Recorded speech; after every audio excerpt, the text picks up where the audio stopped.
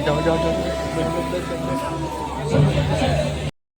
Big round of applause.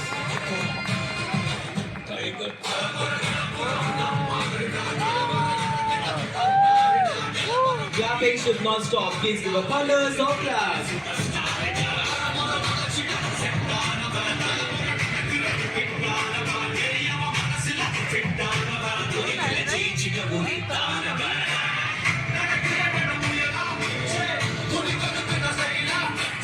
ये change to माता सरस्वती।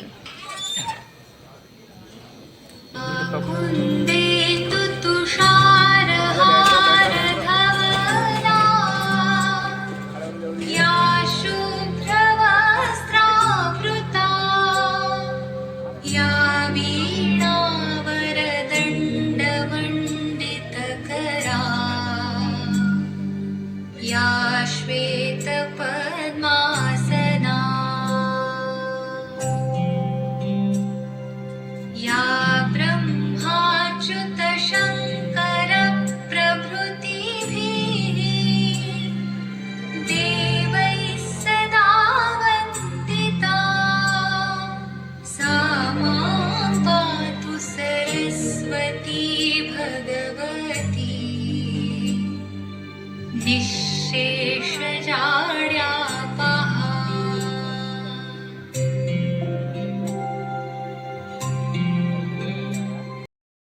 है perfect try. कभी है जिम, कभी है flight. Gaurav sir, you are the real breakthrough. Ritu ma'am के साथ एक परफेक्ट स्पेयर। राशि की स्माइल देख के सब करे स्टेयर। फैमिली गोल्स हो या हो ट्रैवल का सीन, हर व्लॉग जैसे लगे silver screen. Honest talks, bold opinion, दिल से लेते हैं ये हर एक डिसीजन। कंट्रोवर्सी आए या हो protest, Gaurav sir stand strong as he is simply the best. जनता भी बोले ये बंदा है फायर, हर लाइन है उनकी प्योर इंस्पायर। जितने for having me here. Whenever I go to any college, it reminds me of my college days. कितनी मस्ती करी थी हमने वो 4 साल इंजीनियरिंग के, the best years, the best friends we made. आज तक उन फ्रेंड्स से कनेक्शन रहता है। 2008 I graduated, काफ़ी टाइम हो गया, 16-17 साल हो गए, बट कॉलेज में जो फ्रेंड्स बनाते हैं वो लाइफ लॉन्ग लेके जाते हैं, बिकॉज इतना थिक एंड थिन पढ़ाई नहीं करते। भाई पढ़ा दे, कुछ बता दे, कल क्या आने वाला है, तुमने तो पढ़ रखा है, थोड़ा दिखा दे भाई, तो बहुत अच्छा रहता है। Coming back to your question, I have done many things and I always tell people कि by the virtue of career I am in, वो जो ब्लॉगिंग का एक करियर है उसमें एडवांटेज ये रहता है कि whatever new path you take, people become a part of that journey and they see that journey. But बहुत सारी ऐसी जर्नीज भी होती है जो सक्सेसफुल नहीं रही होती, जो नहीं आप अचीव कर पाते। बट आई थिंक जो अभी भी मेरे साथ है, जैसे body building is still a very integral part, fitness is very integral part of my life, जो काफ़ी टाइम तक मैंने किया है। सो आई थिंक वो चीज़ हो गई है। एंड किस में सबसे ज़्यादा मज़ा आया ये कहना थोड़ा मुश्किल होगा, मतलब आप क्या, हाँ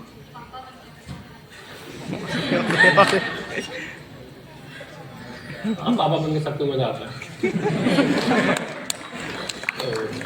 इट इज़ गुड एक्चुअली कि मतलब बच्चे जब छोटे होते तो एक अलग फेज होता है, फिर थोड़ा बड़े होते तो अलग फेज होता है। अभी तो उनका क्यूटनेस वाला फेज चल रहा है, एंड देन एवरीबडी टेल्स कि once they become a teenager फिर थोड़ा अलग फेज आता है, फिर थोड़ा सा वो रेबेलियस हो जाते हैं, स्पेशली आज की जो टाइम चल रहा है। तो we will see how it goes that also, but पापा बन के बहुत मजा आया।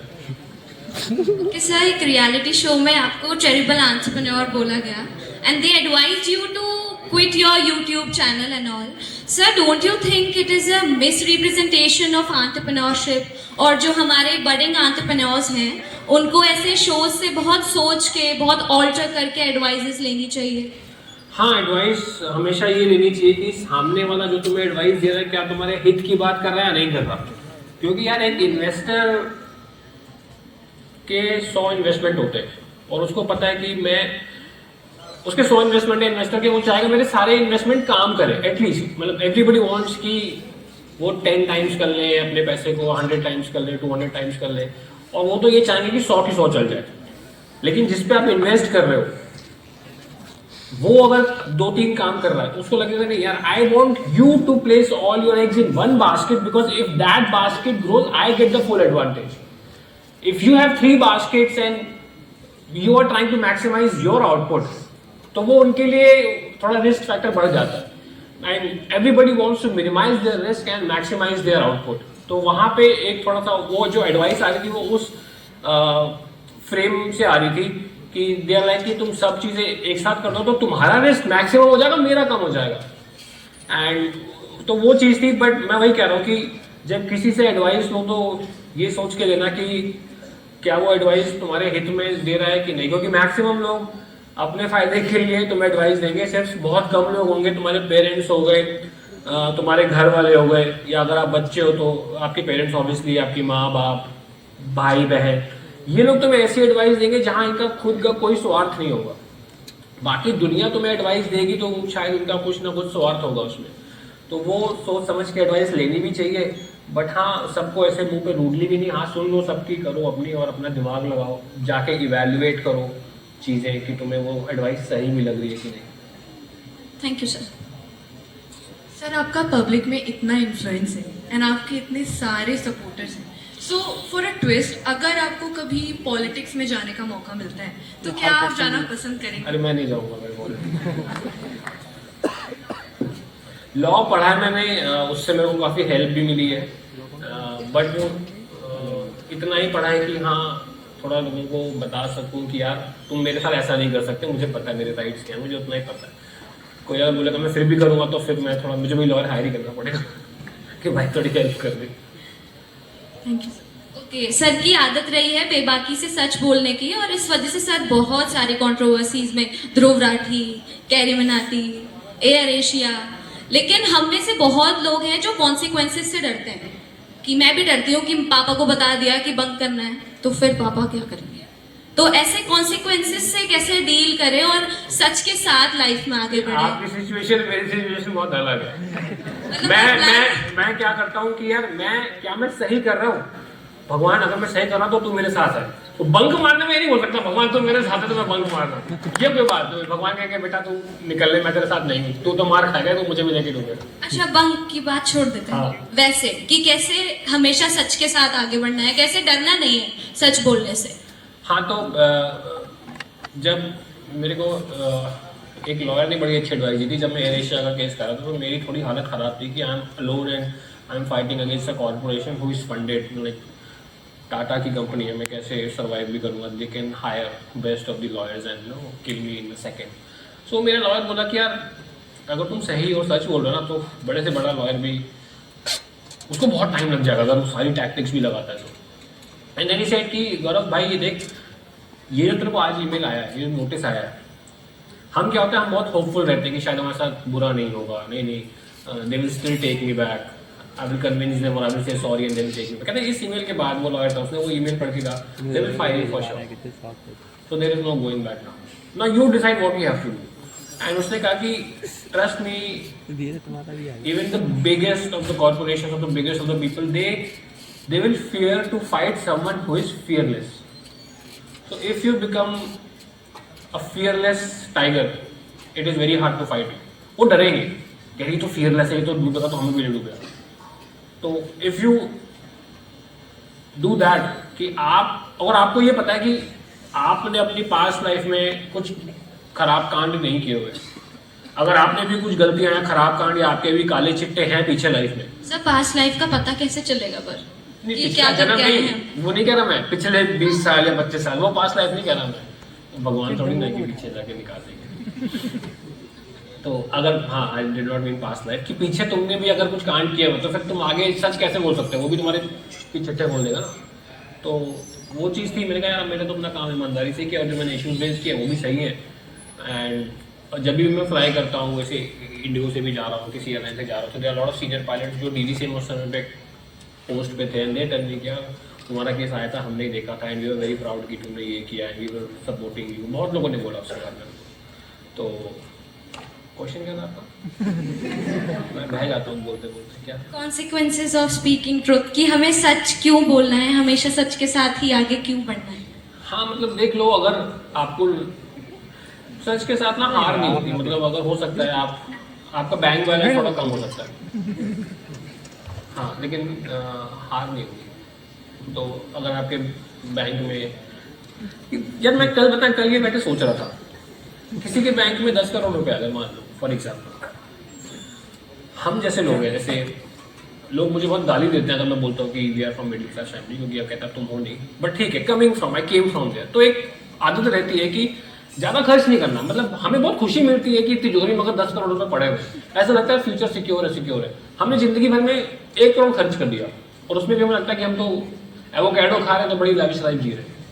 तो अगर 1 करोड़ भी खर्च हो तो आप मरोगे तो वो 9 करोड़ तिजोरी में रख के मरोगे, क्या हुआ उसका? हो गए।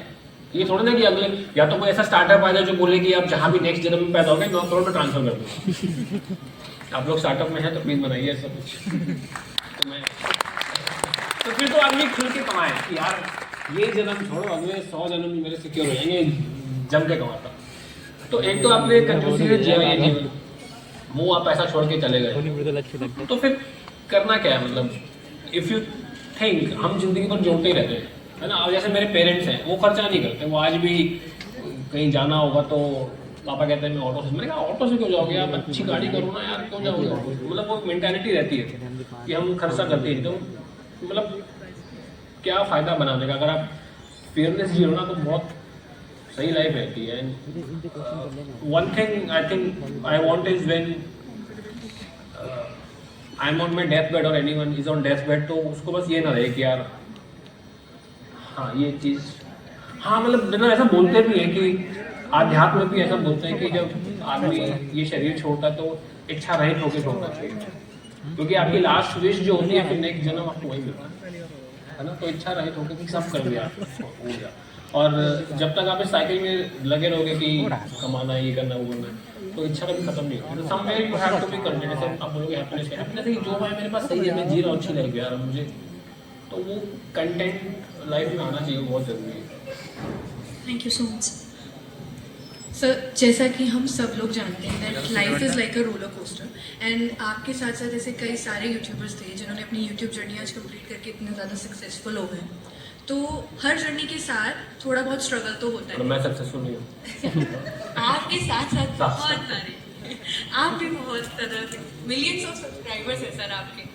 तो जितने भी न्यूबीज़ हैं जो अपना यूट्यूब जर्नी अभी स्टार्ट कर रहे हैं एज अ ब्लॉगर या एज अ इन्फ्लुएंसर, तो उनको आप क्या एडवाइस देना चाहते हो कि वो कैसे अपने इन स्ट्रगल से ओवरकम करें, क्योंकि वो बिगनर हैं, तो कैसे ग्रो करें? नहीं, स्ट्रगल से ओवरकम नहीं करना, स्ट्रगल तो करना ही है, तो स्ट्रगल करिए।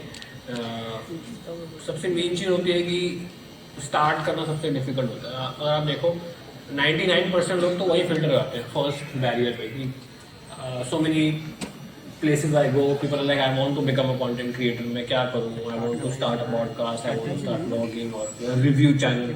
How do I do it? I'm looking for the best camera. अरे छोड़ो बेस्ट कैमरा यार, बेस्ट माइक, बेस्ट कैमरा छोड़ो, जस्ट स्टार्ट करो, गंदा वीडियो बनाओ, 10 वीडियो गंदे बनाओ, तब सीखोगे आप अच्छा क्या करना है। So number one barrier is people don't start. Same with entrepreneurship. Same with startup. तो मैं तो एडवाइस ये दूंगा, number 1 start, number 2 continue. Risk taking है सबसे इंपॉर्टेंट चीज। सोशल मीडिया आप कर किस लिए? 2 चीज़ों के लिए आप कर दो social media. Usually when people start, everybody regardless they do it for engagement, मतलब व्यूज के लिए करते हैं, that's why you on social media. But बहुत जल्दी आप रियलाइज करते हो कि व्यूज से ठीक है यू विल अर्न अमाउंट, और अगर आप शॉर्ट फॉर्म में व्यूज के लिए जा रहे हो तो आप बहुत कम पैसा कमा पाओगे। वही अगर आप लॉन्ग फॉर्म में उसके 1/10 भी व्यूज ला रहे हो, आप अच्छा पैसा कमा लोगे। तो वो एक चीज़ डिसाइड करो कि आपको करना क्या है। व्यूज ला के सिर्फ फेमस बनना है, फेमस बन के क्या, सब लोग आपको जानते हैं लेकिन क्या उसके बाद? एक बंदे को सब लोग जानते हैं बट क्या हो जाएगा उससे? हाँ भाई फोटो खिंचा लेंगे, सेल्फी, आपने 1 करोड़ सेल्फी खिंचा ली, क्या करोगे उसका? कुछ नहीं कर पाओगे ना।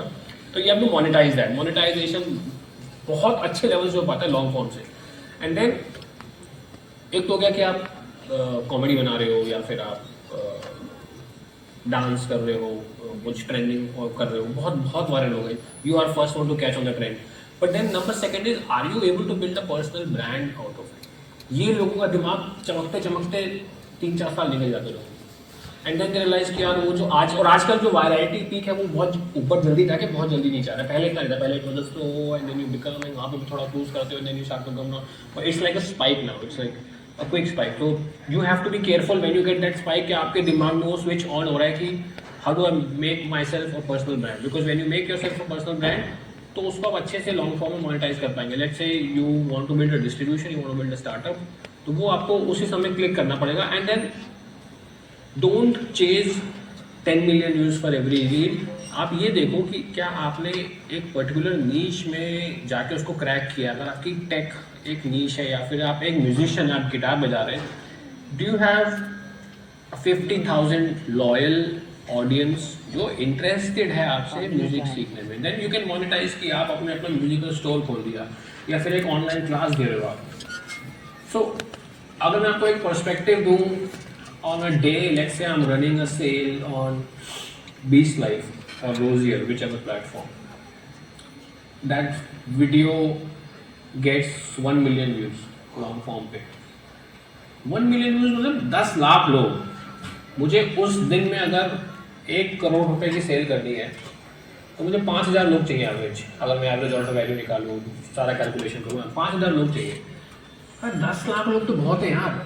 10 लाख में से अगर आधे अनइंटरेस्टेड हैं, आधे आपको जानते नहीं है, वहीं अगर मेरे पास सिर्फ 1 लाख व्यूज है या 70,000 व्यूज है, जो कोर ऑडियंस है, जो ये जानते हैं कि सामने वाला बंदे पे मैं ट्रस्ट कर सकता हूँ, ऑथेंटिक बंदा है, सही काम कर रहा है, इसने पिछले 6 साल से ऐसा कुछ वो नहीं किया, किसी फ्रॉड में नहीं फंसा या फिर कुछ शेडी चीज़ें नहीं इसने दी, या फिर तो वो 70,000 लोग में से 5,000 कन्वर्ट करना बहुत आसान है। और वहीं अगर आपने पर्सनल ब्रांड बिल्ड नहीं किया, आप बस ट्रेंड कैच कर रहे हैं, you are dancing, which is not wrong, I am saying I have also done that. Both are important, you need to balance good content with viral content, that's why that's how you get new followers to your page. तो YouTube पे डाला है। अपनी नीश को crack करो, अपनी नीश में ऐसी सॉलिड ट्रस्ट बनाओ कि विल टेक यू लॉन्ग। मतलब अगर आपको करियर बनाना है सोशल मीडिया से, अगर आपका एक ऑलरेडी करियर है, आपको सिर्फ यहाँ पे थोड़ा फेमस होना है, then it's a different approach.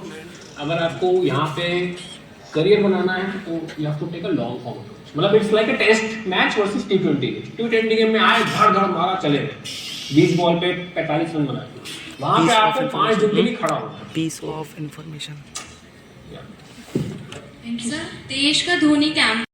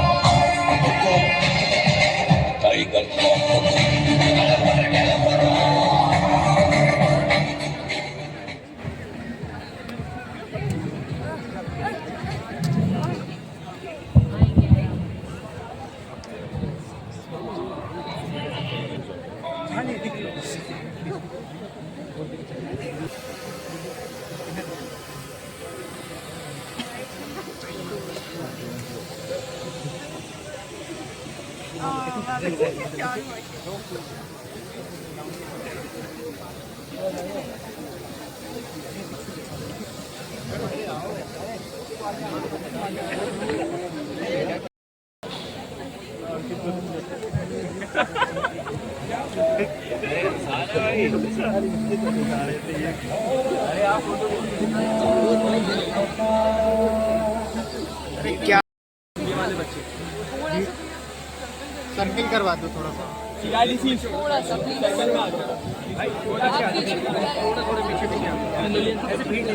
चलेगा, थोड़ी देर में वो उधर ही आएंगे सर।